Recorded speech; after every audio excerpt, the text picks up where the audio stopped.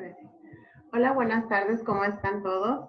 Soy Ani Torres, fundadora y creadora de este grupo Aprendizaje Libre, Amoroso, Feliz y Creativo. Hoy tenemos una charla titulada Pedagogías Integrativas y tenemos a nada más y nada menos que a Germán Doy. Germán es el creador de La Educación Prohibida. Es un documental muy interesante donde él nos muestra diferentes alternativas a la educación, donde nos abre un panorama amplio de lo que puede llegar a ser una educación diferente. Germán ha recorrido y conocido cientos de espacios educativos alternativos en Latinoamérica y diferentes partes del mundo, incluyendo experiencias colectivas públicas, privadas, comunitarias y particulares. Todo esto lo empezó a hacer después de terminar sus estudios secundarios y la carrera de producción y dirección de radio y televisión en la ITER. Él es cofundador del proyecto RIBO, la red de educación alternativa, y miembro activo de diferentes colectivos y redes de educación alternativa a nivel nacional en Argentina e internacional en Latinoamérica y el mundo. Es fundador y coordinador de su nuevo proyecto C, del que yo creo que también nos vas a hablar mucho con el tema que vamos a tratar hoy, Germán, que es un espacio cultural y educativo de vanguardia en la ciudad de Buenos Aires. Así que les pido, le demos la bienvenida a Germán. Gocen de esta charla, por favor. Bueno, hola, ¿cómo están? Hola a todos. Un placer. Un saludo muy grande a quienes están aquí reunidos en el vía Zoom y a los que también pueden estar siguiendo la conversación en el grupo, en Facebook. Gracias, Ani, por la invitación. ¿Se oye bien? De esta manera, manipular de esta manera. Bueno, bienvenidos. Y yo le decía a Ani que cuando en general abrimos o participo de espacios de este tipo, de grupos, de espacios donde personas vienen reflexionando antes sobre este tema, me interesa más invitar a una conversación más que otra cosa, porque me interesa partir de un poco de las reflexiones que vienen teniendo. Entonces yo sé que vienen sosteniendo como espacios de conversación inspiradores con muchas personas, y lo celebro. Y bueno, yo tal vez humildemente pensaba compartir tal vez un poco mi visión como para abrir de las educaciones alternativas y, y a partir de eso generar ojalá un espacio así como de intercambio, de conversación durante el encuentro de hoy, si les parece bien, que puede ser rico. Bueno, yo como bien me mencionó Andy, yo comencé con esto en el proceso de investigación de la educación prohibida, así que aquellos que han visto el documental un poco conocen como el punto de partida. Ella en sí mismo como tiene su propia presentación, no hace falta como decirlo, de hablar mucho al respecto, así que obviamente podemos hablar de eso, pero también podemos hablar bastante del trabajo posterior que yo continué después del estudio de la investigación del documental. Yo continué estudiando, investigando, conociendo de primera mano experiencias de educación alternativa en diferentes partes del mundo, y me he vuelto como muy comprometido con identificar elementos que destaquen estas experiencias, cómo piensan en el aprendizaje, cómo piensan en la educación, las relaciones, los vínculos, cómo se piensan en términos sociales, qué intereses tienen de transformar qué cosas. Entonces son varias preguntas que me he hecho, ¿no? Y esas todas como que vienen inspirando un poco reflexiones que llevan a pensar ya hace algunos años en una versión un tanto más madura y más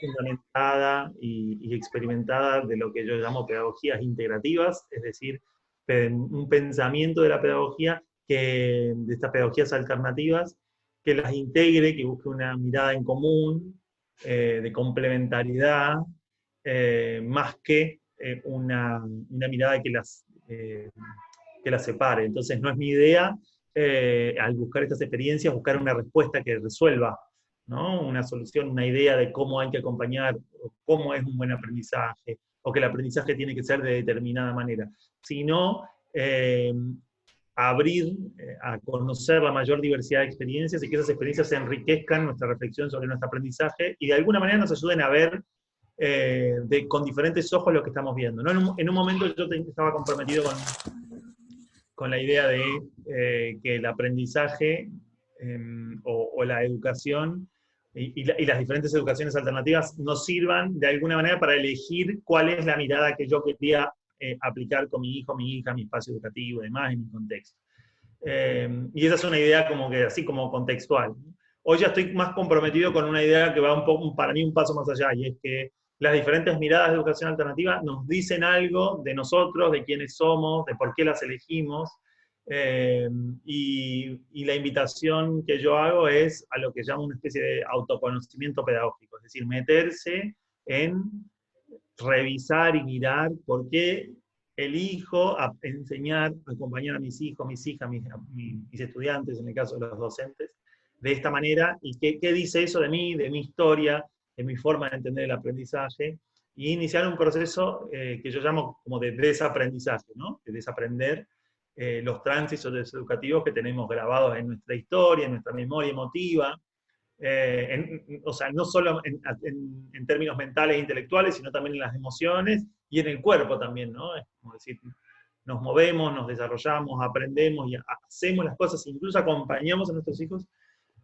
muy condicionados por la manera en la que fuimos acompañados o no nosotros, ¿no? Entonces,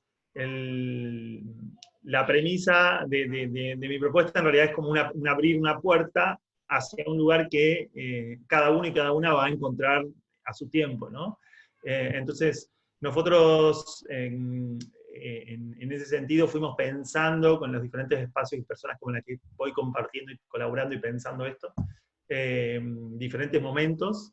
Entonces, un primer momento que proponemos es esta como investigación y conocimiento de cómo funcionan las experiencias, poder lanzarse a estudiarlas, a ver cómo piensan el aprendizaje, cómo piensan los modelos de educación, cómo piensan las estructuras, los espacios, los tiempos, el aula, las edades de los niños, los momentos, los procesos, cómo piensan los vínculos entre los mismos niños, con los niños y con los adultos, entre los adultos, cómo piensan las relaciones con la comunidad, cómo las hacen en relación a la práctica, cómo piensan el espacio, los materiales, los recursos, ¿no? Entonces podemos tener como un ejemplo muy claro para, tal vez ustedes que ya han transitado este espacio, se lo imaginan, ¿no? Porque lo han visto, podemos imaginar una serie de cosas que mira y que ve el modelo Montessori al pensar los espacios, los materiales, que no tienen nada que ver con lo que miran experiencias de educación libre, digamos. Las dos, ¿quién tiene la verdad? La verdad es que ninguna tiene la verdad, digamos, ¿no? Son aproximaciones y formas de mirar. Y entonces, así como yo mencioné dos, en los cursos que nosotros hacemos, hago un recorrido por múltiples experiencias que categorizo a grandes rasgos en 3 tipos de experiencias educativas alternativas, 3 categorías como que agrupan según cómo miran, con qué lentes miran el mundo. Y esa es un poco la invitación, ¿no? Es como decir, bueno, primero conocer el panorama, ver, y en la medida que uno empieza a conocer, así como cuando se encuentra con un otro, con una persona, o con un niño, una niña, empieza a encontrar elementos de empatía, elementos que hablan de mí mismo, o de mí misma, que hablan de mi historia, otros que no, que me generan rechazo, y yo esas ideas no estoy de acuerdo, y demás. Entonces, pero la invitación no es a encontrar solamente los que estoy de acuerdo conmigo y decir, porque hay mucha gente buscando eso, ¿no? También como la receta y la respuesta rápida. Entonces, no es la idea de decir, bueno, que Germán me muestre todo el recorrido de experiencias, todo el abanico de experiencias que hay, y yo voy a elegir la que más me gusta, digamos. Ese es un camino, puede ser, puedo bajarme ahí y elegir la que más me gusta, pero la invitación es a ir un poquito más allá, a preguntarme, esa es la que más me gusta, ¿por qué me gusta? ¿Qué dice de mí, de mi historia? ¿Qué lugar de comodidad, con qué comodidad me encuentra como madre, como padre, como educador? Y la que no me gusta, ¿qué me está diciendo también? ¿Por qué yo no me animo a transitar esas otras prácticas, ¿no? ¿Qué dice de mi mirada del mundo? con qué me choca, con qué me encuentra, con qué me cruza. Así como algunas experiencias plantean esta idea de que de los niños como espejo, ¿no? De poder, bueno, encontrarnos, ver qué nos está diciendo, esto que dice el niño, qué está diciendo de mí. Mirarlo también con la pedagogía, eso es como mi planteo, digamos, ¿no? No pensar que nosotros tenemos que como que hacernos de todo un marco teórico que fundamente, y eso no lo tocamos, y después vamos a trabajar con los niños, y ahí es la realidad. La realidad es todo, digamos. Entonces, un poco la invitación es a ser coherentes. Si hay algo que no me gusta de un niño, de una niña, de una situación, y yo con eso reflexiono sobre mi práctica, ¿por qué no voy a reflexionar con las experiencias educativas que no me gustan, ¿no? Con los educadores, con las formaciones, con las escuelas con las que me generan rechazo? Entonces es un poco el trabajo por ahí. Yo he visto que la mayoría de... Esto es algo que tal vez sí sabía cuando comencé, pero no recién ahora como que le doy la vuelta como para entenderlo como en términos de formación. Y es que la mayoría de las personas que elegimos experiencia de educación alternativa es por alguna experiencia o alguna serie de experiencias acumuladas muy claras con la escuela o con el aprendizaje, que nos llevan a ese lugar. Bueno, es importante mirar esas experiencias, deconstruirlas, repensarlas, resignificarlas, sanarlas en el caso de que sean heridas fuertes, que muchas veces lo son. Y no significa no hacer educación alternativa, pero sí no significa hacerla desde un plano de conciencia donde nosotros no transfiramos o no volquemos sobre las espaldas de nuestros hijos y nuestras hijas nuestras cargas y nuestros malestares y nuestras heridas, ¿no? Hay como esta imagen fuerte de las familias cuando eligen desescolarizar, tiene que ver por el peso de la institución y de la cultura sobre los niños, y que es muy grave, ¿no? Desde el bullying hasta la carga de tareas, y bueno. Entonces esta idea de la mochila pesada, ¿no? De cargar esa mochila. En la educación prohibida, de hecho, hay una imagen de la mochila pesada y cada vez nos cargamos con más mochilas. Pero la más pesada es la que nosotros como adultos les cargamos a nuestros hijos. E incluso, a veces, eligiendo la educación alternativa, creemos que los estamos liberando de un peso, puede ser, de un montón de pesos, pero les estamos poniendo otros que, ojo, pueden ser aún peores o aún más fuertes. Entonces el primer trabajo es de cada educador consigo mismo. Entonces ahí está la propuesta de, para mí, ese trabajo solo se puede hacer si abrimos como la mirada, empezando abriendo la mirada. Entonces, yo ahí como invito a la gente a hacer un trabajo de reconocer la gran variedad de experiencias, desde las más radicales hasta las no tanto igual, por todos los colores posibles, y ir a viendo qué les pasa con eso. Ese trabajo más de, tal vez en el que más gente se anima, más de estudio, de investigación, de aprendizaje, así como más parecido al formato tradicional. Entonces yo con eso hago un curso, bueno, ahora es una versión online del curso que funciona bien, la gente se entusiasma mucho, y no sé si alguna está participando del curso, pero gracias si están ahí, y pueden contar un poco de eso. Pero después de ese proceso, yo en general, ahora en la virtualidad es un proceso muy difícil, digamos, la verdad es que es prácticamente imposible, pero si nosotros sosteníamos un espacio de construcción presencial importante, que es importante sostenerlo, que es justamente este proceso de reflexión posterior de qué dice sobre mí mismo esta tal o cual experiencia, tal o cual sensación y tal cual mirada, ¿no? Entonces durante un tiempo hacíamos un retiro que le llamamos desaprender también, como la propuesta del curso, y eran 3 días de trabajo desde esta mirada, lo que yo hoy llamo una especie de autoconocimiento pedagógico, digamos, ¿no? Como deconstrucción, desde el autoconocimiento como una deconstrucción de la pedagogía. Y ahí salen cosas muy interesantes, y hoy estoy como muy interesado, Ani, en ese sentido, porque vos me preguntabas antes para la charla qué cosas te están interesando. Hoy estoy muy interesado en transmitir como esto, la importancia de generar espacios de reflexión y de construcción de las mismas educadores y educadoras en un sentido amplio, incluyendo madres, padres, personas que están en relación con niños y niñas, desde estas miradas, ¿no? Que nos lleve a poder crear cada uno y cada uno una mirada de la pedagogía integral para sí mismo, que no va a ser la misma mía ni la de cada uno de ustedes. Entonces, un poco va por ahí las reflexiones que yo voy teniendo y que como estoy concentrando. Y el proyecto C, que es el que mencionó Ani, es un proyecto que se piensa desde ahí. Obviamente, también con todo el acumulado de rever experiencias y acompañar experiencias de educación alternativa. Entonces, el diseño de la propuesta en términos pedagógicos, el diseño del equipo, la forma del acompañamiento, la forma de pensar incluso la economía del proyecto, todo está atravesada por este momento de construcción, digamos, por esta forma de construcción. Que tiene una forma, tiene una no tanto el proyecto C, si el proyecto C tiene forma, pero quiero decir, si el proceso de desarmar, de reflexionar, tiene un formato que yo he ido como construyendo, ¿no? Que tiene que ver con las grandes corrientes de la educación alternativa, con identificar los movimientos más fuertes que tienen hacia adentro, de dónde miran el mundo. Entonces, por ejemplo, cada vez que nosotros tomamos una decisión así como importante en el proyecto, no diría de cambio de rumbo, pero sí de abordar una problemática, es como que pienso, bueno, desde esta mirada, ¿cómo se resolvería de esta y cómo se resolvería de aquella otra? Como para pensar ideas distintas, ¿no? Y no solamente cómo lo resolvería yo en mi proceso automático. Entonces ahí como que me permito despegar un poco de mi vicio, digamos, llamémosle, ¿no? Vicio en el sentido de el movimiento como que me empuja mi historia, ¿no? Tal vez va por ahí, pero no necesariamente tenga que ir por ahí. Entonces la invitación ahí es, bueno, si no va por ahí, porque me doy cuenta de que, no, puedo ir por otro lado, bueno, hacer como ese espacio de reflexión y de puesta en práctica, ¿no? Ya ahí mismo, en ese momento, ya podemos empezar a cambiar.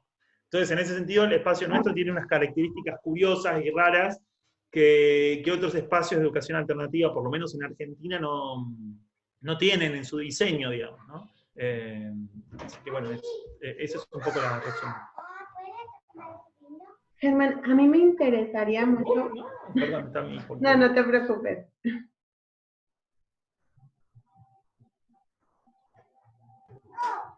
¿Listo?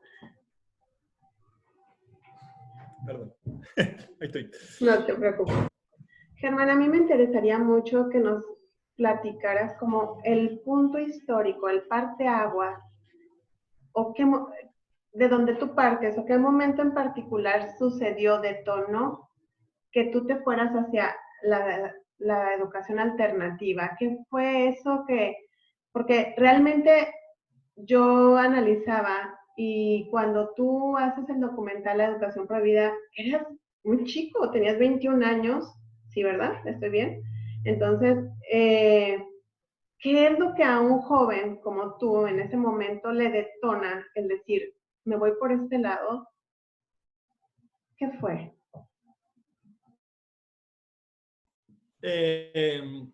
Fueron múltiples cosas, ¿no? Múltiples cosas. Yo para mí, dependiendo el año y el momento en la vida, te hubiese respondido cosas distintas. Pero entonces no es una sola. Te puedo decir lo que estoy mirando hoy. Hoy yo veo que yo estuve como siempre conectado con una reflexión del aprendizaje de forma distinta. En el año, yo tenía, sí, creo que ya tenía 14, 15 años, y aquí en Argentina sucedió un movimiento social muy, muy importante, que generó una crisis económica, no muy distinta a la que estamos viendo en todo el mundo ahora, pero aquí fue pura y exclusivamente económica la crisis, muy de esas cosas que pasan en Latinoamérica, y a fines de los 90, y la verdad es que yo tenía como este ingreso a la adolescencia, como de una efervescencia y ganas de ser parte de algo de eso, de un cambio en el mundo, ¿no? Entonces tenía como un sentido social ahí de fondo, y por otro lado era muy joven, digamos. Entonces tenía como una cosa así como de idea, de sueño, ¿no? De cambiar las cosas, de hacer algo. Y eso coincidió con una experiencia de aprendizaje que yo llamo hoy alternativa, que para mí fue, cada vez más aprendo, digamos, de lo que viví en ese momento, como resignifico eso, que fue justamente por esta crisis económica, varias madres de amigos míos estaban muy preocupadas porque no podían acompañar a sus hijos en en la escuela, ¿no? Y corrían riesgo de que pierdan el año y ese tipo de cosas que pasan en la escuela. Y nos propuso a los amigos que los ayudáramos. Un impulso así como medio, ¿por qué no le ayudan a mi hijo? ¿No? A los que yo no tenía tantos problemas en la escuela, pero... Entonces, en un momento empezamos a reunirnos un sábado, un grupo de 7, 8 amigos, que éramos amigos, pero además nos juntábamos no para jugar ni para disfrutar, sino con el objetivo de ayudar a los que no podían o no llegaban a tiempo, ¿no? Como una especie de grupo, no sé cómo le llaman en otras partes o en otros países, pero una especie de grupo de apoyo, de aprendizaje, sí, pero sin adultos, completamente gestionado por amigos de 14 años. Y eso se sostuvo, y lo sostuvimos una vez, y dijimos, bueno, lo podemos hacer la semana próxima, y lo sostuvimos 2 semanas, 3, y lo sostuvimos así como 2 años, 2 años y medio, que fue un éxito, quiero decir, empezó a gente querer venir, las madres llamaban a las madres, a nuestras madres para preguntarles si se podíamos sumar, y nosotros en realidad decíamos, la decisión en realidad la tenemos nosotros, porque era un grupo autogestionado por ellos. Las madres solo garantizaban que hubiese pizza, y nada más. Que ya es un montón, ¿no? Pero la casa y la pizza. Y la verdad es que ese para mí fue como un espacio de autogestión del aprendizaje, donde aprendí que en realidad, voy a ser como muy crudo, pero que no era tan difícil lo que hacían los docentes, digamos. Si uno se concentraba con el otro y se mostraba disponible para acompañarlo, era una cuestión de tiempo, de que no les alcanzaba el tiempo, de que éramos un montón, ¿no? Entonces, en ese grupo éramos siempre entre 7 y 10 personas, nos podíamos acompañar, había una cosa de acompañamiento entre unos con otros, ¿no? Una experiencia que si la agarra un pedagogo, la explica, digamos, en términos de qué pasaba ahí para que eso funcionara, digamos, ¿no? De hecho, hay algunas redes, corrientes de educación alternativa en algunas partes del mundo que tienen un modelo muy parecido a eso que a nosotros nos salió medio como intuitivamente. Y entonces eso me conectó a mí con el universo del aprendizaje, pero nunca lo tomé como contenido, lo tomé como una experiencia personal. Y ese proceso derivó en un proyecto, con ese mismo grupo comenzamos a hacer radio todas las semanas, o sea, en lugar de hacer eso, cuando ya no teníamos necesidad de acompañamiento escolar, hacíamos radio, y empezamos a encontrar cada uno como nuestras motivaciones, nuestros intereses. De hecho, yo estudié producción de televisión por el impulso de ese grupo. Otro de mis compañeros hoy es un periodista de televisión que empezó en ese grupo, digamos, un periodista reconocido acá en Argentina. Y entonces, de alguna u otra manera, digamos, nosotros creamos un espacio para que nos despertara el entusiasmo y lo que realmente nos interesaba en ese lugar. De hecho, ahí nos incentivábamos a poder seguir esos intereses, ¿no? De alguna manera. Entonces, el objetivo del aprendizaje se terminó convirtiendo en una excusa para hacer cosas que nos gustaba hacer. Entonces, hay uno que empezó a cocinar y hoy es chef. Y empezó a cocinar y empezó a encargarse de las pizzas, y una vez hizo pasta, y después, bueno, después siguió ese camino y hoy es chef, digamos, ¿no? Entonces, esa es una experiencia, la estoy contando, creo que es la vez que más la conté, más desarrollada. No, es interesante, es interesante. Pero es una experiencia que está a la mano de cualquier persona, digamos, no estoy hablando de nada, no es que alguno de nuestros padres era pedagogo y sugería, no, nadie sabía de pedagogía nada más que la experiencia viva de haber estado en la escuela y la sensación de que habían cosas que claramente no funcionaban. Entonces, las cosas que no funcionaban, porque las teníamos muy presentes, los adolescentes las tienen muy presentes, no las reproducíamos ahí adentro, ¿no? Entonces, ninguno tenía la respuesta. Bueno, yo te ayudo a resolver ese ejercicio, y yo lo sé de esta manera, y el otro que está del otro lado de la mesa, era una mesa redonda, lo resuelvo de otra manera, y si no puedes conmigo, tal vez puedes con él. Y ahí empezaba. Entonces, hay cosas que aprendían de mí, hay cosas que aprendían de otros, hay cosas que yo aprendía de otros. Empezó esta cuestión de valorizar la diversidad, digamos, porque aquel que lo ayudábamos mucho en ese tema era muy bueno en los deportes, entonces cuando parábamos a relajar y a jugar un poco la pelota y tal, él en realidad era mejor que el resto. Entonces empezó a aparecer esta cosa de de valorizar que cada uno era especial a su propio modo, ¿no? Y obviamente muy incipiente, repleta de conflictos. De hecho, yo en este momento recuerdo que no estuvo exento ese espacio de un trabajo de acompañamiento importante, porque así como adolescente hay problemas, hay dificultades. Entonces, recuerdo un encuentro se convirtió en un espacio casi de terapia mutua entre nosotros, donde terminamos llorando abrazados. Estamos hablando de 10 adolescentes varones, ¿no? De 17 años. Entonces, para mí, ese espacio es un espacio de posibilidad. Una vez que haya encuentro, hay posibilidad. Entonces, esto es una semillita nada más, que para mí se apagó, yo me dediqué al tema de los medios de comunicación, y cuando terminé la carrera de producción de televisión que mencionaste vos, me apareció el impulso de hacer algo en las redes sociales, estaba muy YouTube en auge y tal, y cuando pienso en qué haría yo, sobre qué haría un tema, aparece el tema de la educación como con todas las letras, con mucho peso, ¿no? Y aparecen trabajos que yo había hecho sobre pedagogía y educación en la escuela secundaria, como que digo, bueno, y si continúo alguno de esos trabajos y investigo un poco más. Entonces yo, por ejemplo, a los 17, 18 años sabía que existían escuelas Waldorf, no sabía nada más. Sabía que había una cosa que se llamaba escuelas Waldorf donde no habían notas. Era lo único que sabía.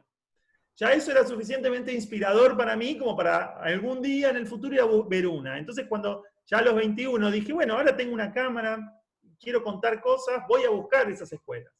Entonces empecé con una, fueron dos, después empecé a conocer más y más y más, y en un momento me encontré con que había hecho 50 entrevistas a escuelas, sabía mucho de esa experiencia de visitar escuelas, de verlas, y tenía muy fresca la necesidad del estudiante, ¿no? Que es un poco lo que... Hay gente que ve la educación prohibida y cree que la hizo una persona de 50 años con una experiencia y trayectoria en pedagogía. La verdad es que lo que más tiene la educación prohibida es la conexión con la necesidad, con la urgencia adolescente de decir algo sobre esto, ¿no? Es como que, yo siempre lo digo, si tuviese edad de la educación prohibida, como tiene 17, 18 años, tiene como el impulso del adolescente de gritar al mundo lo que está mal. Por eso también en algunos lugares cayó tan mal la película, porque lo dice como puede, ¿no? Le escupe. Y eso que yo soy bastante acotado, ¿no? Un poco tiene como, quiero decir, bastante cuidado en algunas cosas, está muy cuidado algunas cosas que se dicen, pero así todo se dicen cosas muy fuertes. Entonces, bueno, ese fue como, lo hice largo, un poco largo, hay muchas otras cosas en el camino, pero ese fue como uno de los orígenes. Es interesante y, ¿sabes? Me remonta a que, si me permites compartir, mi papá fue profesor y él fue director de una secundaria y él hizo en aquel momento una experiencia donde los alumnos trabajaban prácticamente solos, por pequeños grupos, sin los maestros. Y fue una experiencia inédita, o sea, muy reconocida a nivel, pues, todo Latinoamérica y todo. Y ahorita que tú contabas esto, me remontó a eso, me sensibilicé, me conecté, porque es una situación similar, donde los resultados fueron sorprendentes, donde vinieron muchas, bueno, en aquel tiempo no había YouTube ni nada de esto que hay hoy, pero vinieron televisoras de aquellos momentos, personalidades importantes, pues, querían saber qué estaba sucediendo en esa secundaria, que era encima agropecuaria, y qué era lo que estaba sucediendo tan mágicamente, donde los jóvenes trabajaban solos, sin maestros, toda la escuela funcionaba por ellos mismos, donde ellos se retroalimentaban, donde unos se apoyaban a otros y aprendían unos de otros, y ayudaban a gestionar, ayudaban a que fuera avanzando el que iba más atrasado, no sé, entre todos ellos era una colaboración impresionante, y te repito, era agropecuaria, o sea, había ahí todo lo que era animales, había sembradíos, y de todo eso ellos eran parte importante, los alumnos, sin los maestros. Entonces, ahorita que tú comentaste todo esto, La verdad que sentí así una conexión muy singular porque me llevó a eso y como ese tipo de experiencias son tan enriquecedoras y marcan la historia. Bueno, Germán, entiendo que que las pedagogías integrativas es como una unión de varias, pero explícanos un poquito más para quien es nuevo en todo esto y les quede un poquito más claro. Y no sé si hay aquí como también a tu consideración algunos pilares que desde tu mirada las construye. Platícanos un poquito más, por favor. Bueno, sí, en realidad no diría que son pilares míos, digamos, ¿no? Son un poco, los pilares son de alguna manera el decantado de estas experiencias. Entonces, porque yo siento que ya los pilares ya están construidos, quiero decir, ya la historia y ya se ha hablado mucho, digamos, no sé si tiene tanto que ver con eso. El tema es que parecería como que no es posible combinarlos, ¿no? Entonces, de hecho, esa es la tensión como que hay entre las experiencias alternativas. Hay como miradas desde las cuales nosotros lo cuento de esta manera, nosotros en los procesos de construcción de redes hemos intentado poder congeniar estas miradas, ¿no? Entonces, armar congresos donde las personas se sienten y debatan y discutan y tal. Entonces, desde diferentes miradas. Y siempre ha sido terrible, siempre ha sido muy difícil, porque no hay una intención de poder mirar el mundo o mirar un conflicto, un problema desde la mirada del otro, desde la experiencia del otro, desde la vida del otro. Solo parecería como que la intención es llegar a una resolución, ¿no? Entonces, mientras lo miramos de ahí, es imposible integrar las pedagogías. Ahora, si en realidad no lo vemos desde ahí, lo vemos comprendiendo que estas experiencias de educación alternativa están sostenidas por personas con historias distintas, con dificultades distintas, con contextos distintos, con heridas de las que hablábamos antes distintas, cambia la cosa. Porque podemos empezar a entender desde dónde hablan, desde qué necesidad humana real hablan tal o cual persona, ¿no? Entre nosotros esto vale tanto para la pedagogía como para cualquier disputa humana, quiero decir, ¿no? Es como desde la política hasta la religión. Entonces, y de hecho creo que podríamos hacer ese intento con otras. Yo no lo he hecho con otras, lo hago con la pedagogía. Pero en el fondo, cuando uno empieza a rasgar, se encuentra, empieza a volar la superficie, se encuentra con que hablamos, en general hablamos de lo mismo. O sea, en general estamos motivados por el bienestar humano. En un sentido amplio, que va desde el bienestar de la naturaleza hasta el bienestar o sea, la posibilidad de seguir viviendo y de vivir bien. Y de vivir bien lo digo en el sentido también andino, como del buen vivir, digamos, ¿no? De una vida que pueda desarrollarse, que pueda encontrarnos con situaciones de crecimiento, de bienestar, de sana relación con el mundo en el que vivimos, con la naturaleza, con el entorno, ¿no? Donde nadie esté mal, donde nadie la esté pasando mal. Bueno, sabiendo que, bueno, esto es utopía, ¿no? Sabiendo que eso está ahí, esa idea está ahí, cada uno quiere acercarse a eso, quiere acercarse a ese mundo posible desde donde puede. Y donde puede con los lentes, con la historia, con las heridas que tenemos. Entonces, ahí, eso es el primer lugar. Entonces, la forma de mirarlas no es mirarlas como, ellos piensan esto y estos piensan otra cosa que contradice. No, para mí no contradice. Para mí no se contradice la educación libre que habla de la libertad con la pedagogía Waldorf, digamos, ¿no? Que uno dice, pero no son libres. ¿Desde dónde estaban mirando la libertad, ¿no? Los alemanes que siguieron a Steiner en su municipio. ¿Desde dónde estaban mirando, sintiéndolo? ¿Dónde necesitaban como complementar? Es muy distinto a desde dónde lo estaban mirando las experiencias de educación libre o desde dónde lo miran ahora, por ejemplo, por decir una distinción básica, ¿no? O sea, permíteme interrumpirte, Germán. Si es diferente a esas pedagogías que estás mencionando, porque la mirada cambia desde donde lo estaban viendo, ¿qué es precisamente esa diferencia? O sea, ¿en qué forma es diferente de las demás pedagogías, como por ejemplo las llamas muy trabajadas como Waldorf, Montessori? ¿Qué es lo que hace la diferencia a esta? Para mí, primero, obviamente, claro, la diferencia de los contextos, de las realidades, del momento histórico, ¿no? De las filosofías que están de fondo y demás, eso seguro. Pero para mí después hay una diferencia que es de plano, llamémosle como más profundo, que es desde qué necesitan esos educadores, educadoras, esas personas que sostienen esas pedagogías para sostener su movimiento en el mundo, digamos. Entonces yo siento que el mundo es un lugar, por ejemplo, yo siento, para mí hay tres grandes grupos de pedagogías, ¿no? Entonces, por un lado está un grupo de pedagogías que son las que miran el mundo desde un lugar, llamémosle, desde unos lentes siempre agradables. Entonces, ven el mundo desde un lugar maravilloso en el cual los niños tienen que vivir una infancia maravillosa. Entonces, es una historia que tiene que ver con una historia de personas que o han tenido mucho dolor o quieren negar el dolor y de alguna manera, bueno, queremos que los niños sean felices y la infancia feliz y el aprendizaje feliz.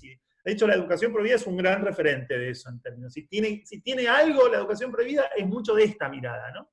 Tiene de todas un poquito, pero tiene como mucho de esta idea de añorar el bienestar y esta cosa. Y ese proceso de añoranza y de que sea lindo, que sea agradable, se vuelca sobre las propuestas educativas. Por ejemplo, se vuelca sobre los espacios agradables, bonitos, donde las cosas combinen los colores, donde los materiales sean puros, la idea de la pureza, ¿no? De la belleza. Son experiencias, ahí yo les cuento, hay experiencias que ustedes pueden imaginar, sí, claro, bueno, Montessori tiene mucho de esto, la pedagogía Waldorf tiene mucho de esto, digamos, ¿no? Experiencias donde yo puedo sacar una foto y es fascinante, está pasando, la magia está ahí. Está muy bien ese movimiento porque hace muy bien al proceso, esta idea del aprendizaje feliz, ¿no? Y está bueno eso, pero ¿qué pasa eso? Ese aprendizaje feliz, ese tipo de experiencias son las que más fácil arman modelos, porque lo que hacen los modelos es garantizar el bienestar rápido, digamos, ¿no? Es como te digo, bueno, cómpreme esto, esta idea propia del capitalismo, ¿no? Compre esto que usted va a ser feliz mañana. Entonces, responde a los padres en general, estos modelos responden claramente a una necesidad de consumo, digamos, de la educación. Entonces, no es de extrañar, digo yo, que estas pedagogías, en general las que tienen ese color, ese tono, son las que mejor vendan en el mercado, las que más fácilmente funcionen, las que más caras son, ¿no? Porque tienen como esa lógica. ¿Está mal? No, no está mal. La verdad es que es como el devenir que tiene como esa mirada. Lo que yo digo es que estar mucho en esa mirada no nos deja ver otras cosas. ¿Qué no nos deja ver la felicidad de los niños? Ustedes dirán, porque es tan bonito.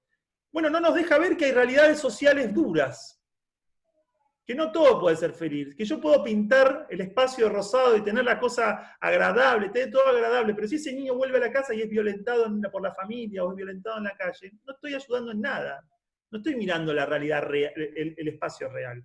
Puedo estar ayudando en algún elemento, en algún aspecto de su vida, sí, es importante y esa es una pata, pero hay otras patas, digamos. Una mesa necesita por lo menos 3 patas. Si tiene 4 mejor, pero necesita 3. Con 3 patas hacemos una mesa.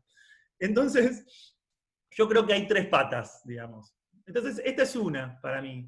Lo agradable, la sensación, el universo más emocional, se podría decir, de las pedagogías, ¿no? Esa es una, como el más sensorial.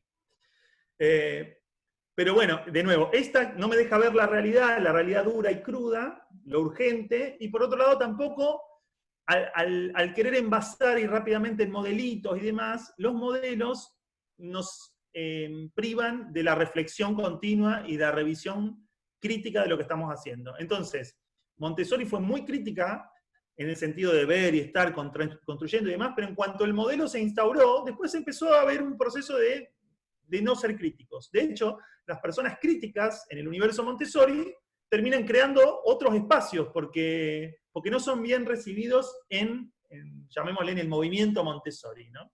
Entonces hay movimientos Montessori alternativos, que son los que a mí más me gustan.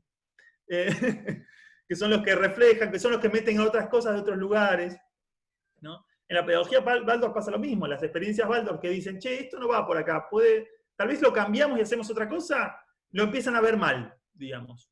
Los otros los empiezan a ver mal, con este ¿no? Está perdiendo el rumbo, ¿no? Pero el rumbo se hace al andar, no se hace en el camino. El que dijo caminen por acá no sabía que aunque no íbamos a encontrar 100 años después. Entonces, bueno, esta es un poco la reflexión sobre este grupito. Después está el otro grupito, que yo llamo el grupito de los que viven de la emoción, ¿no? Son las experiencias, a grandes rasgos, las podemos catalogar con las experiencias de educación activa. Después hay otro grupito, que es el grupito de los más intelectuales, digamos. Los más críticos, los duros, los críticos, los que miran y de choque y que están cuestionando todo el tiempo el sistema. Si ustedes se fijan en realidad en Montessori, en Waldorf, en estas experiencias que hablamos recién, no pierden tanto tiempo tirando, llamémosle, hablando mal de la escuela. Es como que empezaban a hacer su modelito y su propuesta de lo que ellos sueñan, pero no pierden tanto tiempo hablando mal de la escuela. Ahora, este segundo grupo es el grupo más crítico, es el grupo que se construyó en base a criticar el modelo y a pensar, ¿no? Esta idea del antiautoritarismo, cerrar las escuelas, la desescolarización, ¿no? La libertad, lo importante es que nadie diga nunca nada que hacer a los niños, como que hay como una... Entonces, toda la educación libre y libertaria es como esa segunda pata para mí, que tiene una cosa muy fuerte y muy potente, que es la posibilidad de repensarse, que no la tienen las otras corrientes. La posibilidad de mirarse, mirar críticamente lo que están haciendo y lo que están haciendo. Esa es su potencia, digamos. Y esa potencia hace, para mí, que las experiencias de educación libre sean las que más fundamentación teórica tienen de todas. Son las que más claro tienen cómo es el hilo argumental que nos lleva a repensar la educación, digamos. Son las más difíciles de convencer. ¿Por qué? Porque son las muy inteligentes, son reflexiones muy agudas, muy claras. O sea, es claramente un proceso de formación que lleva décadas, ¿no? El ejemplo más claro es Montessori. Pongamos un ejemplo ya que estamos, ¿no? Montessori empezó su proceso y a los 3 años estaba publicando el método de la pedagogía científica, ¿no? Manual así. A los 5 años estaba publicando, si ven la historia de las publicaciones lo van a ver, y publicó toda su vida. Así él publicaba. Fascinante, genial, lo agradecemos, ¿no? Yo no sé, yo hace 10 años que estoy haciendo algo y todavía no publiqué un libro porque no me da, no tengo nada para decir. Pero Montessori era otra cosa, ¿no? Pero si lo ven en general en las pedagogías activas, hay mucho de eso, de producción rápida, porque viene de esta cuestión, y mientras menos conscientes sean, Montessori para mí es como el modelo evolucionado, ¿no? Pero mientras menos conscientes sean, más comida rápida, comida chatarra hay, digamos. Entonces estamos llenos de modelitos de cómo hacer tal cosa ya con tus hijos ahora, ya. Entonces lo que quiero decir, en cambio, la educación libre toma todo el tiempo del mundo para llegar a conclusiones, porque de hecho resisten a las conclusiones, porque los que les interesa es seguir repensando. Neil, el fundador de Summerhill, que es una de las escuelas referencia en la historia de la educación libre, tardó 45 años en publicar su primer libro, que fue un bestseller y la rompió en todo el mundo, pero 45 años tardó. Se lo tomó tranquilo para revisar todo su planteo y pensarlo, ¿no? Era claramente como este perfil que les digo, como muy intelectual. El unschooling, ahí tengo una pregunta. El unschooling es como la versión, si pensamos educación en casa o educación fuera de la escuela, el unschooling es como para mí, condensa la versión de la educación libre en casa. ¿Por qué? Porque rechaza la idea de que los padres estén enseñando a sus hijos, de reproducir la dinámica escolar, ¿no? El homeschooling, de alguna manera, es la versión de la educación activa en la desescolarización, para mí.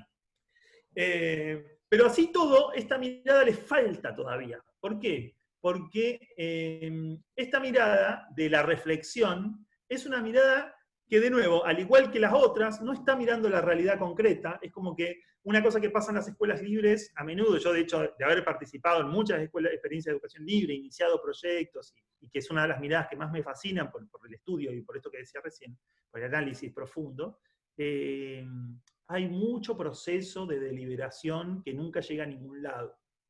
Que a veces hay que ponerle un freno y decir, ahora hay que hacer algo real, porque si no los pibes crecen, los niños, ¿no? Entonces, ¿qué hacemos ahora? Y de hecho, hay a veces tanta reflexión mental que a veces hasta incluso no hay una sensibilidad por esta cuestión de hecho, el espacio y el bienestar. Entonces, yo he estado en reuniones de familias que están tratando de pensar una experiencia de educación libre, que son las 12:30 de la noche, y todavía los niños no cenaron, y todos ellos, los padres están reflexionando, y los niños están alrededor pidiendo auxilio, ¿no? Y parece que es libertad. No es libertad, eso es descuido. Entonces,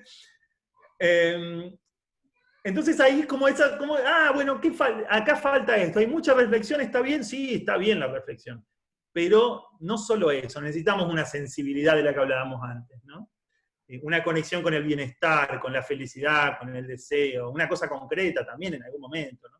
Otro ejemplo que tengo de esto, una vuelta, ¿se entiende de la jerga de Argentina? Claro que sí, lo estamos entendiendo perfecto, de hecho lo estamos disfrutando, tú sigue. Una vez llegué en San Pablo a un espacio de educación libertaria que estaban haciendo una presentación de su proyecto. Es exactamente esto que les estoy contando. Era una charla donde contaban, bueno, el inicio de un proyecto nuevo. Y el proyecto era el devenir de reflexiones de 4 años de leer un solo libro, ¿no? Sino porque les había tomado 4 años revisarlo a fondo. Entonces, 4 años de leer un solo libro colectivamente, y el proyecto, la propuesta era empezar a armar un grupo para juntarnos, para ver si hacíamos una experiencia de acompañamiento a niños una vez por semana. Y era como, bueno, pero era como gente, en algún momento hay que empezar a hacer algo, digamos, no podemos estar todo... ¿no? Entonces la reflexión tiene que estar, y es clave, es una de las patas clave, y la mirada de la educación libre, fruto de esa reflexión, para mí es una de las miradas clave, ¿no? El proceso de desarrollo, la complejidad de cómo se construye la psiquis, todo eso está en la educación libre. Pero no es la única. Y la tercer pata para mí es la de la educación popular, que es la que decía antes cuando hablaba de educación activa, la que decía antes que tiene la mayor conexión con lo real y lo concreto. O sea, hasta ahora estábamos hablando de experiencias alegres y felices y experiencias muy reflexivas e intelectuales. Bueno, falta el cuerpo, falta el barro, digamos, ¿no? Entonces las experiencias de educación popular ofrecen eso, dicen, no, paren, ¿qué tanto reflexionar, qué tanto feliz? Hay gente que se muere de hambre, hay gente que está siendo violentada en este preciso momento, hay que ir a asistir eso ya, ahora, urgencia. Y esa es todo un movimiento de educación alternativa que no entra en estos espacios. ¿Por qué? Porque no se dan a esta situación, o sea, no está esto. Esto de, bueno, ahora en cuarentena reflexionemos. Yo tengo un amigo que está en este universo, que lo llamo cada tanto, y bueno, ¿qué están haciendo ustedes con la escuela? No, ¿qué vamos a estar haciendo? Estamos haciendo ollas populares y dándole de comer a la gente, repartiendo alimentos. Es como, eso era la solución clara, y es necesaria, digamos, porque esa solución es pedagógica en el sentido de que construye desde un lugar de realidad, digamos, que atiende a lo que está pasando a esa familia. Y a veces, si nosotros nos quedamos o en la reflexión o nos quedamos solamente en el acompañamiento alegre, nos olvidamos de la crudeza de la realidad. O sea, siempre tiene que haber una pata en el universo de lo real, digamos. Y ahí es donde, es el punto donde la escuela pública y el sistema, más que nada en Latinoamérica, no sé dónde son la mayoría, pero más que nada en Latinoamérica, donde la escuela pública, en muchos casos, tiene una pata en la realidad, en el barro, que estas experiencias de educación alternativa no tienen. Y que es necesario que tengan. Es necesario que estén sensibles, que estén observando qué necesita el chico, la chica de este barrio, en este lugar, qué está pasando acá, con cómo podemos ayudar a que lo que nosotros hacemos resuelva un problema hoy, no de acá a 15 años, porque siempre está esta idea de, bueno, cuando tu hijo crezca vas a ver que, pero mi hijo hoy no puede ir a tu escuela porque hay un problema hoy. Entonces, estas experiencias que donde está Freire, como el primero como que está ahí, que ve y dice, bueno, pero ¿qué vamos a estar pensando en el futuro si las familias de padres, de gran parte de trabajadores, no saben ni leer ni escribir? O sea, podemos acompañar a los hijos todo lo que queramos, pero si nosotros no empezamos a llevar ese amor, esa vinculación, esa cercanía del aprendizaje a los padres y a las madres, que tienen este problema hoy, nos perdemos. O sea, se pierde, es como esfuerzo perdido, ¿no? Entonces, de alguna manera es como, para mí es como, son como fuerzas que es necesario integrar. Es necesario integrar en cada uno, de hecho para mí esta reflexión invita a que cada uno vea, ¿yo dónde me veo más? ¿No? ¿Yo dónde más tengo? Yo les digo, yo se los dije antes, la educación prohibida tiene más que nada una experiencia de tal cosa, el aprendizaje libre, feliz, demás. Yo tengo más de eso, digamos, ¿no? Mi trabajo es que eso, sostenerlo, cuidarlo, pero no descuidar el proceso de reflexión crítico y mirar y poder ser agudo y crítico con lo que me está pasando, como observar, poder ser duro ahí, como decir, no, esto no, ¿no? Y también poder tener una respuesta clara sobre la realidad. Y, por ejemplo, en mi caso, en el proyecto, ese es mi trabajo, digamos. A ver, bueno, está bien, toda esta cuestión de alegre y feliz y bonita, ¿qué más? ¿Qué más tenemos que hacer por lo real, por esa gente que está ahí, por ese espacio, por respuesta a problemáticas sociales reales? Entonces, Justo esta es eso como te la iba a integración. Para preguntar. mí, vendría a ser como, perdón, sigo como una metáfora. Como No, decía. síguelo. Vendría a ser como si la metáfora es una flecha, un arco y una flecha, ¿no? Para mí, son muchas cosas que necesitan para dar en el blanco, ¿no? Sea cual sea el blanco. Una es la puntería, digamos, ¿no? Y para mí la puntería es la criticidad, digamos, el pensamiento crítico como esto. Una es la puntería. Otra es la fuerza, digamos, que es la que ofrece la experiencia esta que digo de educación popular, ¿no? Una fuerza real de poder. Sin fuerza yo puedo tener toda la puntería, pero no voy a llegar, digamos. Y la otra es la cuestión del estilo, de la elegancia. Tiene que ser un baile, tiene que ser agradable. Porque si no, porque si no mato, digamos, no quiero matar, ¿no? Tiene que ser una cosa que se disfrute, ¿no? Entonces, un poco va por ahí, digamos. Yo no sé si podemos hacer la metáfora con otra cosa, si quieren que no sea una flecha, pero un poco va por ahí, como integrar como las fuerzas que si uno las busca, yo no empecé por ahí, pero si uno busca en todas las tradiciones de las diferentes religiones y tradiciones orientales están, que son el sentir, el hacer y el pensar, ¿no? La cabeza, el corazón y las manos puestas unidas. Y para mí fue una revelación cuando encontré que las pedagogías las tenían desmembradas, ¿no? Ese es el resumen.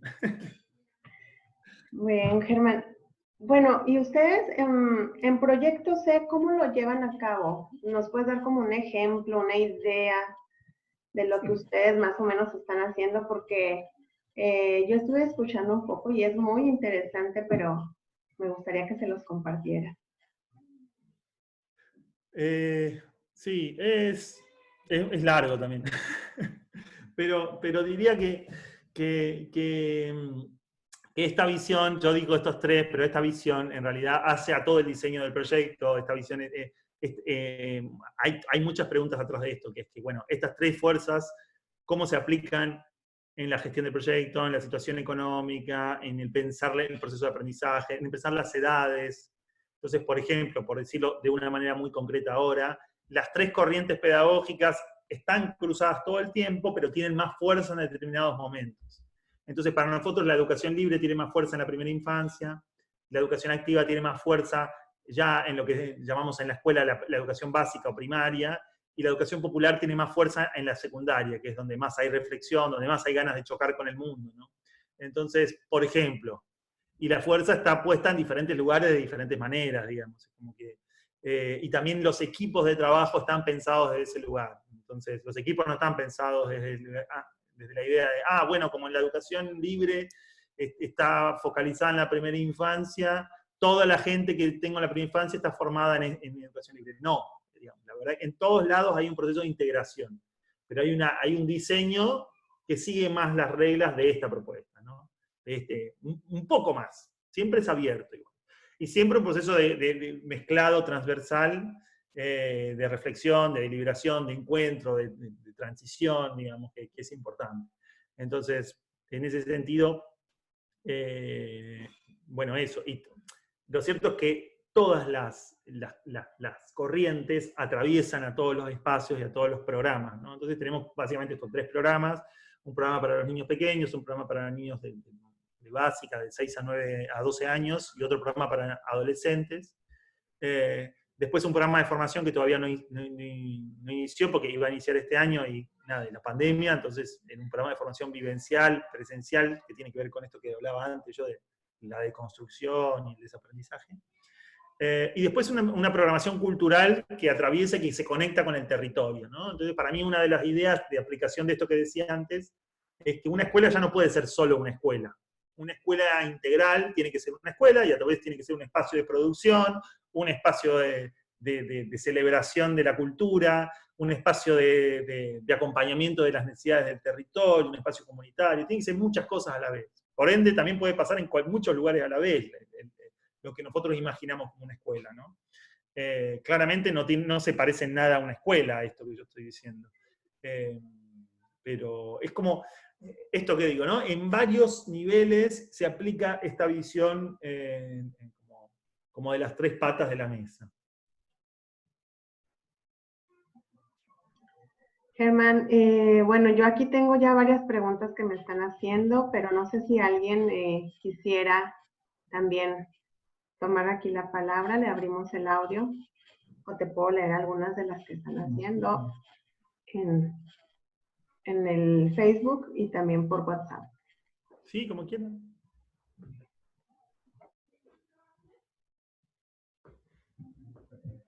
Bueno, aquí tengo una que dice, normalmente vamos a la universidad para aprender sobre un trabajo. ¿Qué es lo que opinas de esto? ¿Cómo lo contemplan desde tu punto de vista en la pedagogía de la que nos hablas? Normalmente, como dijo, vamos a la universidad para aprender sobre un trabajo. Sí, normalmente cuando vamos a la universidad es para ir a aprender sobre un trabajo o algo que nos vamos a desempeñar, ¿sí? ¿Qué es lo que opinas de esto? ¿Cómo lo contemplan desde un punto de vista de la pedagogía integrativa?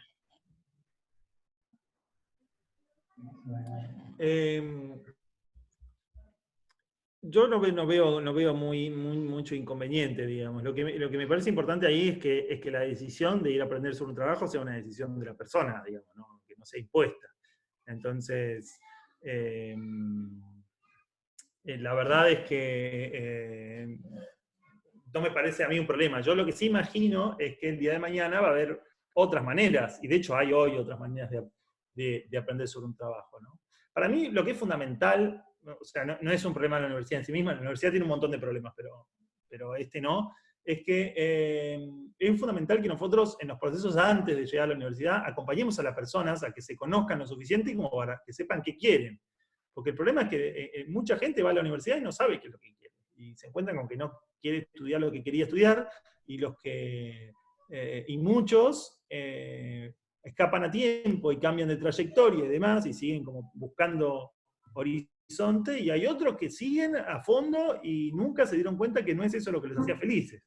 Entonces, la verdad es que para mí, de hecho, diría de otra manera, una experiencia de educación de este tipo puede hasta enriquecer mucho más la universidad, porque a la universidad va a llegar aquellos que realmente quieran, y por ende le van a poner la energía y la decisión que es necesaria para poder profundizarse y para poder ser profesionales de ese trabajo, digamos, ¿no?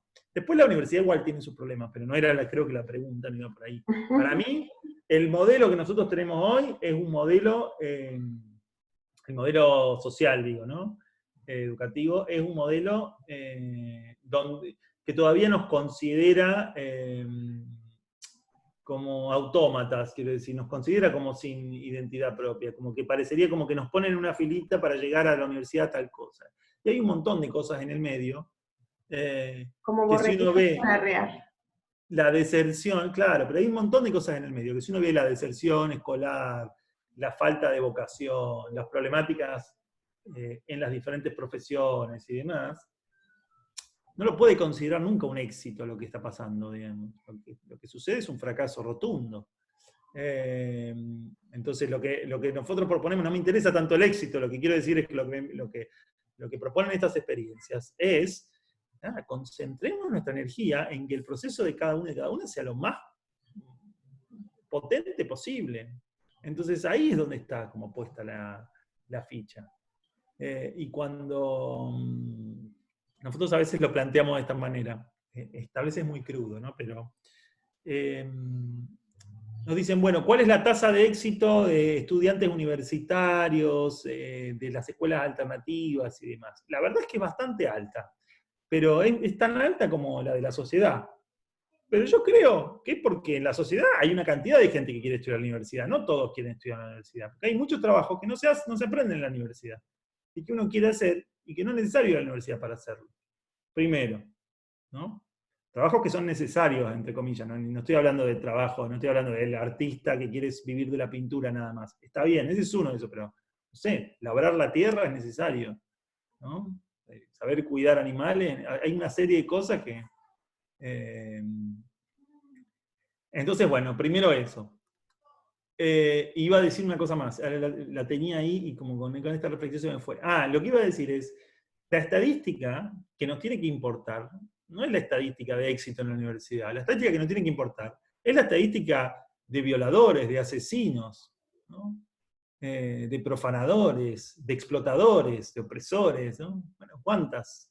¿Las pedagogías alternativas tienen de estos? Seguramente tienen, no creo que estén libradas de mal, pero doy por seguro que la estadística de la escuela pública convencional, la escuela moderna como la conocemos, tiene un montón de más, tiene muchos más. Y doy por ahí, y te aseguro que la escuela privada, las escuelas de élite y demás, tienen una alta tasa de estudiantes que cayeron en las lógicas de la corrupción, ¿no? Del chantaje, ni hablar de la pedofilia. Entonces, de hecho, la historia lo está demostrando, digamos, ¿no? Entonces yo le digo, no busquemos personajes exitosos en las pedagogías alternativas, busquemos personas de bien, digamos, en realidad, y vamos a encontrar montones. Y lo decía, Neil lo decía así como muy claro, él decía, yo prefiero un barrendero feliz que un abogado neurótico, ¿no? Y él lo ponía para mí con la palabra abogado, porque nos genera esta cuestión de, bueno, el hijo abogado, estudió derecho y tal. Pero lo cierto es que en realidad prácticamente cualquier profesión sí, cualquier profesión que nos lleve a ese lugar es, ¿no? Bueno, un poco va por ahí la reflexión. Perdón para quien, no sé si era la respuesta que esperaba, pero... No, está bien. De hecho, estoy totalmente de acuerdo con lo que acabas de decir. Dice aquí, ¿se puede adoptar esta forma de educación de la que tú hablas en un modelo de educación en casa, hablando del homeschooling, unschooling o radical unschooling? ¿Y qué consideraciones tendrían que tomar en cuenta para implementarlo? Sí, se puede. No sé si es difícil, porque tiene que ser deseable. Es muy importante comprender cómo esta integración. Y esta integración tiene un fundamento, cada corriente, cada mirada tiene un fundamento, además de vincular, de mirada del mundo, llamémosle esto que estábamos hablando recién, como de la herida, también hay fundamentos políticos distintos que hay que lograr incluir, que hay que lograr estar. Y sí, lo que he encontrado es que sí es difícil convencer, es muy difícil convencer o sea, generar miradas integrales dentro de espacios donde hay muchas voces. Es también muy difícil generar miradas integrales espacios donde hay una sola voz, quiero decir, donde hay una familia, una pareja con una mirada muy clara, es bastante complejo, digamos, ¿eh? No digo que no, pero es complejo porque es necesario un trabajo personal muy, muy grande. De revisión de la propia práctica, de revisión de qué me conflictúa, entonces, de nuevo, yo lo volvería a decir de esta manera, cada una de esas tres patas tiene una forma de educación sin escuela, ¿no? El homeschooling para mí es una, el unschooling es otra, y después hay una tercera que nadie habla y que nadie conoce, que son las innumerables miles y miles de familias, de campesinos que viven con sus hijos, que no están hablando ni de homeschooling, ni de unschooling, ni nada. Simplemente viven con sus hijos y sostienen la vida. Y y resuelven en lo inmediato. Y esas son para mí las expresiones de la educación popular, pero en la desescolarización, de las que nadie habla, porque están fuera del mapa, digamos, ¿no? Bueno, hay quienes sí hablan. Quien habla mucho de eso es Gustavo Esteva. Gustavo Esteva, sí. Gustavo habla mucho de esa experiencia. Así es. Bueno, aquí me hacen un comentario que te voy a leer. Por un momento pensé que hablar de pedagogías integrativas se refería a mezclar lo que más nos cuadre de cada pedagogía. Pero con lo que menciona, mi mente construye el concepto de que serían aquellas que permiten desarrollar la integridad del ser humano. Es más que mezclar lo que nos cuadra, que esa es una tentación muy grande, ¿eh? Pueden caer ahí, pero yo digo, más que mezclar nos cuadra es integrar lo que no nos cuadra. Es decir, poder integrar y decir, ¿qué me pasa con esto? Lo que nos cuadra está bien que entre, pero lo que no nos cuadra. ¿Por qué no me cuadra? ¿Por qué no me cuadra esto? ¿Y qué me pasa a mí que esto no me cuadra? Y que es tan importante para un otro, digamos. Es re difícil, igual le digo. Es muy difícil. Aquí preguntan que si la educación libre es como el unschooling. Estaría como sí, en ese espectro, sí. Creo que la leí creo que la comenté. Está en ese espectro, quiero decir, de reflexiones, de pensamiento, de mirada. El unschooling es el que más críticamente reflexiona sobre la escolaridad, ¿no? Esto que decíamos, el homeschooling no reflexiona tan críticamente, porque si es capaz de reproducir la clase en el hogar, hacerla más linda, más bella, más agradable, pero reproducirla igual, no, cuestiona menos eso. Más busca el homeschooling, más busca que el niño continúe su aprendizaje, pero desde una óptica de bienestar, digamos, ¿no? Bueno, el unschooling no es solamente lo que se propone, ¿no? Se pregunta como esto, no, es como, tiene como más trabajo de fondo de reflexión, digamos. De nuevo, insisto, la reflexión es importante, pero no es solo ese el camino, ¿no? También nos comentan que si hay algún sitio donde se pueda consultar el proyecto que estás comentando. El proyecto C, sí, aunque no hay mucha publicación de texto, honestamente, porque esa es parte de lo que a mí me falta. Pueden visitar en www.elproyectoc.com y sobre este tema que vengo desarrollando, en el curso que tengo como una descripción como más amplia de las corrientes, no esta cosa puntual, que hablo recién de las tres patas, o sea, está en la descripción de las tres corrientes, pero no en clave de integración. Hay como unos apuntes sobre eso, pero no es el centro del curso. El centro del curso es conocer la mayor variedad de corrientes, y también ahí es importante porque bueno, es como el punto de partida para entender esto que estoy diciendo como mucho mejor, ¿no? La verdad es que ahora estoy como dando pinceladas, pero está bueno. Y el curso es en desaprenderonline.com. Y preguntan si tiene página de Facebook también. Sí. El proyecto C sí, aunque tiene más movimiento el Instagram hoy, si quieren buscar. El proyecto C también.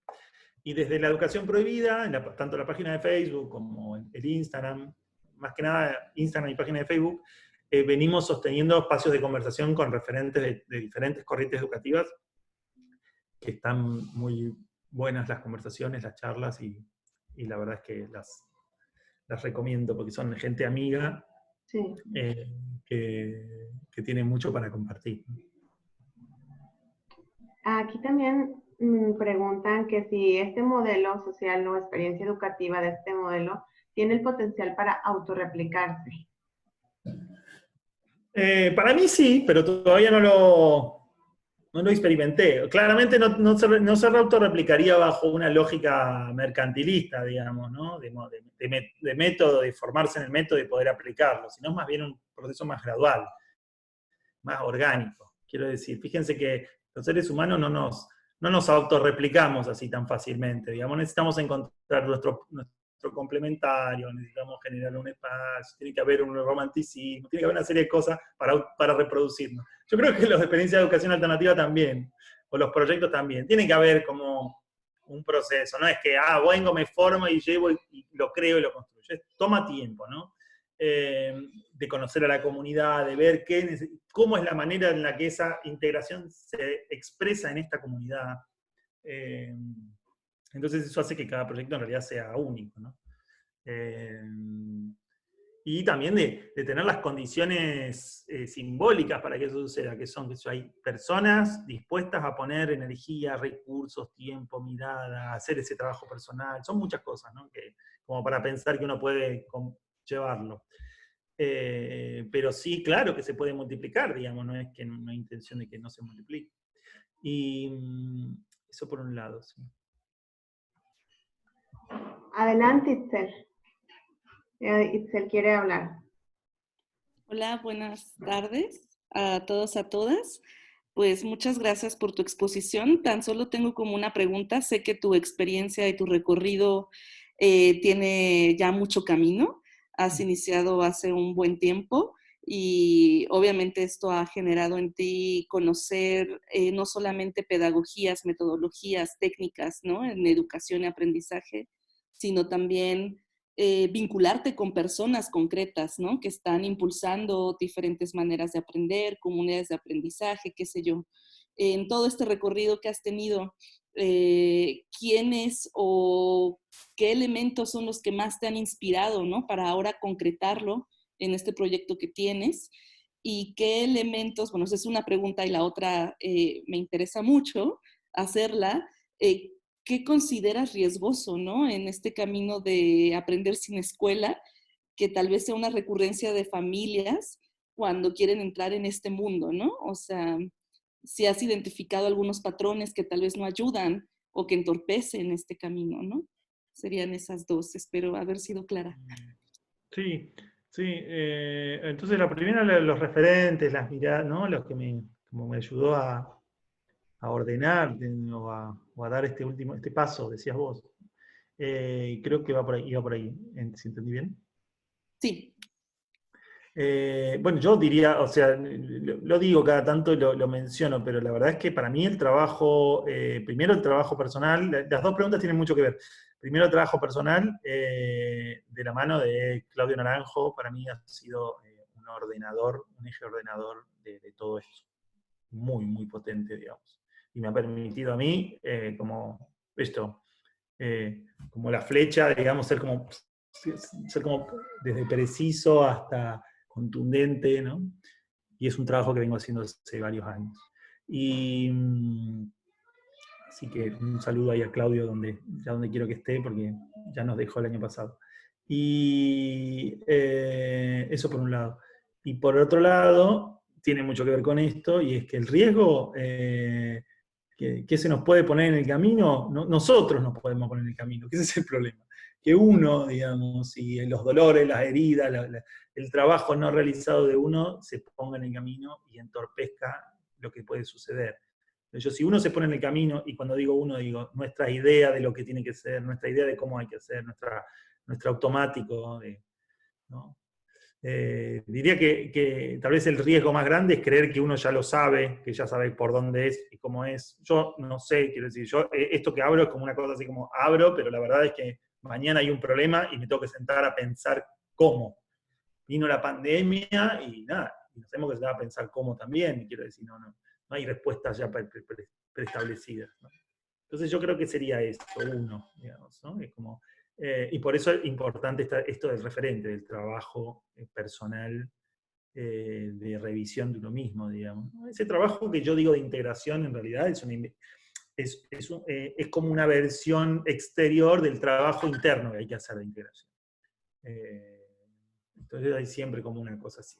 Y hasta que no se haga el trabajo interno, incluso lo que parecería ser agradable puede ser terrible, ¿no? Y puede ser terrible, a ver, no va a ser más terrible que todas las demás cosas que pasan en el mundo, digamos, pero lo cierto es que no necesariamente transforme la vida como nosotros estamos pensando, ¿no? Entonces, yo, y ahí les digo que la forma en la que trato de evitar que eso suceda es un movimiento de soltar, digamos.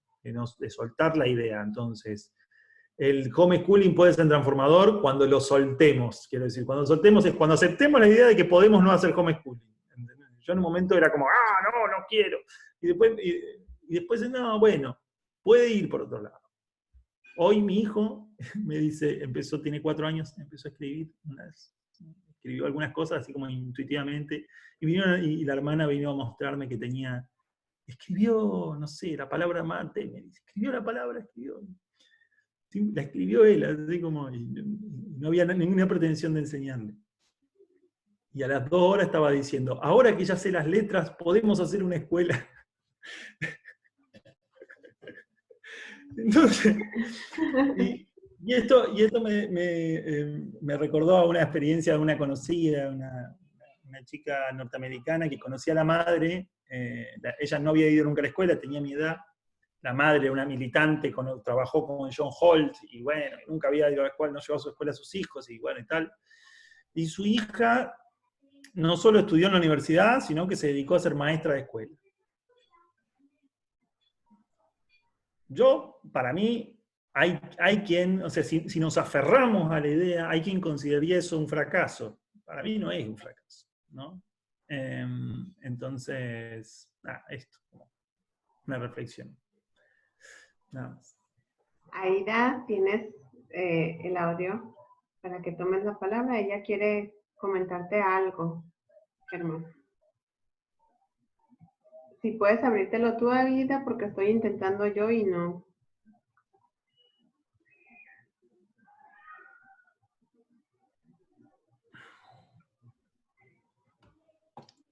Sí. No. ¿Ahí me escuchas? Sí. Ahora sí. Muchas gracias, Sani. Pues la pregunta para Germán es, después de todos estos años de haber lanzado la película, ¿cuáles han sido los avances? ¿Has tenido la oportunidad de evaluar el impacto de tu película? ¿Qué avances, qué resultados se han obtenido? Me parece que a nivel Latinoamérica todavía seguimos como que arrastrando el modelo estándar o el viejo modelo, no sé cómo llamarlo, pero lo convencional. ¿Y qué sería? O sea, ¿qué podríamos hacer como comunidad para que de verdad evolucionara, así como han evolucionado otros aspectos como la tecnología, la cuestión automotriz, muchas otras cosas que sí han evolucionado y que en la educación pareciera que, pues que no parece, más bien no está evolucionando a la misma rapidez que otros aspectos en el mundo, ¿no? Sí, no sé si otros aspectos del mundo están evolucionando. Pero, bueno, sí, tienes razón. Quizá nos estamos viendo más como, a lo mejor para la humanidad puede ser, pero hay cosas que sí. Por ejemplo, ahorita esto de que podamos verte cuando tú estás en Argentina y nosotros estamos aquí, me parece que bueno, eso nos abre el mundo, ¿no? Nos da otra perspectiva, poder platicar, poderte preguntar claro, a ti. Cuando vi tu película fue como, wow, y ahorita poder platicar contigo es todavía más emocionante, así es que en algunos aspectos sí podemos verle la bondad.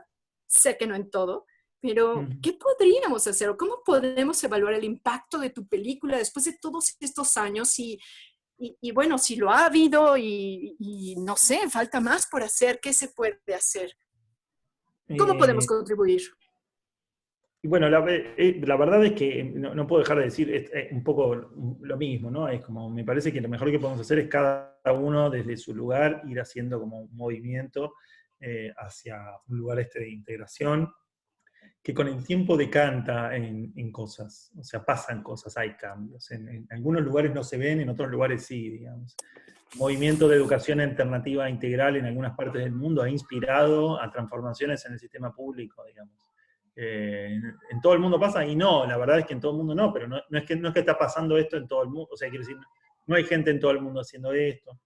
En cuanto al documental, el documental no deja de ser solo un documental, quiero decir, ¿no? Es como que, para mí ha tenido todo el impacto que puede tener un documental. Es decir, seguimos, fíjense la cantidad de escenas sino más cientos de documentales sobre el cuidado del medio ambiente y seguimos en la misma. Y documentales que no son la educación prohibida, quiero decir, que son financiados por Netflix, por Leonardo DiCaprio, y así todos seguimos. Entonces, quiero decir, es un documental, es una película, digamos, ¿no? Y yo creo que para hacer una película ha hecho un montón, ha logrado muchas cosas, porque introducir estos discursos en las universidades, en los espacios de formación, de tantas familias también como ustedes o muchas otras que reflexionan y repiensan la educación de sus hijos, docentes también que repiensan lo que están haciendo en la práctica. Entonces yo en ese sentido, yo estoy más que satisfecho. Yo me consideré como hecho cuando se estrenó, ¿no? Un poco ahora es, ¿qué puede hacer uno ahora? Y bueno, la verdad es que seguir trabajando con uno, en su espacio, con su familia, en su lugar, con la escala que pueda sostener, también eso, no tratar de armar escalas más grandes. De hecho, para mí, hoy tratar de ir al Ministerio de Educación y convencerlo de que haga algo a nivel nacional, y la verdad es que yo todavía estoy ensayando el sostener un proyecto, ¿no? Un espacio educativo. Bueno, primero tengamos como esta experiencia, es como hay que ir de a poco, me parece. Dejar que el entusiasmo y como la ansiedad no nos coma, digamos, ¿no?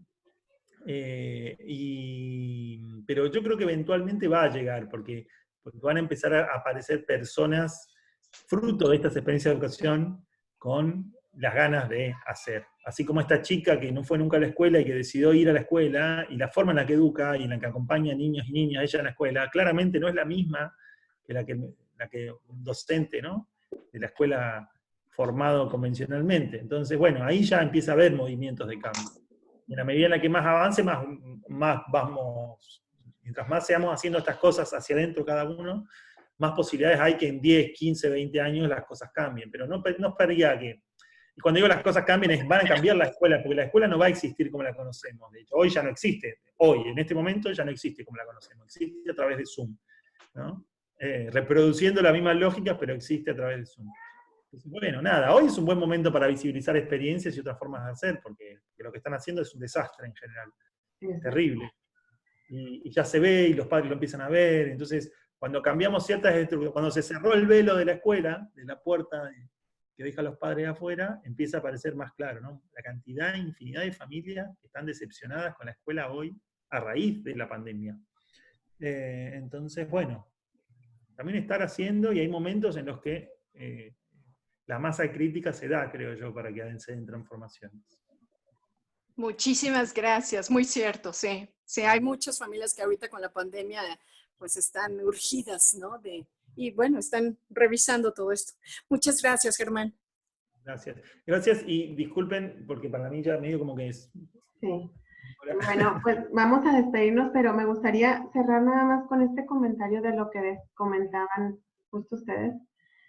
Pues aquí una de las evidencias de que van evolucionando este tipo de cosas es este documental de la educación prohibida, es tu proyecto C, somos todos nosotros que estamos queriendo hacer una educación diferente, son este tipo de charlas, que todo eso nos van ayudando a hacer un poco más de conciencia, porque es evidente que si tu documental no estuviera, no hubiera hecho el resuene y la reflexión que hizo en muchos de nosotros, y hoy por hoy, pues simplemente en eso creo que sembraste muchas semillas. Y creo que esos son cambios que se van haciendo, que se van generando, que son a lo mejor yo no lo compararía con la evolución en cuanto a otras cosas, lo que avanza la tecnología o lo que avanza en otras cosas, simplemente diría, va habiendo avances, va habiendo cambios, y aquí tú eres una muestra de eso. Gracias, Germán, por tu tiempo. Gracias por este espacio y gracias por compartirnos tu experiencia, que es muy enriquecedora. Bueno, muchas gracias a ustedes por la invitación y a las personas también que nos están viendo en el grupo. Y bueno, y también les invito a que de este grupo, si quienes están interesadas en conocer más del curso y demás, lo visiten, lo vean, me escriban también, así les podemos ofrecer algún descuento o algo como para que lo puedan hacer. Y bueno, con gusto, ojalá lo que estamos haciendo sirva para que se multiplique y se replique como la mirada, ¿no? Así que muchas gracias. Así es. Gracias, Germán. Pues ya habías dicho tus páginas, ¿verdad? Donde te pueden localizar. Okay. Muchas gracias. Sí, gracias. Un abrazo grande a todos. Bueno, pues que pasen muy buenas noches y nos vemos. Hasta luego. Gracias a todos por haber estado aquí. Adiós.